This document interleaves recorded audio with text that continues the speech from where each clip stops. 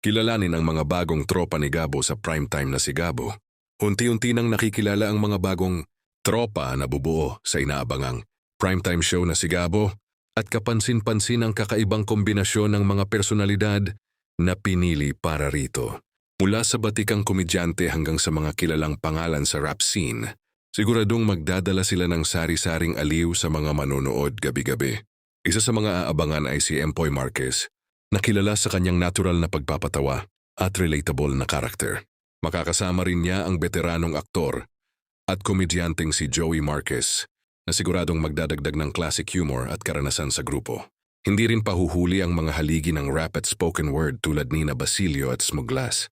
Kilala ang dalawa sa kanilang matitinding liriko at kakaibang estilo, kaya inaasahang magdadala sila ng kakaibang flavor sa takbo ng istorya, posibleng may halong musical o street-inspired elements.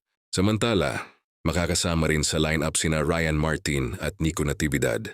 Si Nico ay kilala sa kanyang pagiging energetic performer at pagiging bahagi ng isang sikat na dance group, habang si Ryan naman ay unti-unting nakikilala sa industriya dahil sa kanyang karisma at presence sa screen. Sa ganitong halo ng talento, komedya, rap at bagong enerhiya, mukhang target ng si Gabo na maghatid ng kakaibang timpla ng entertainment sa primetime.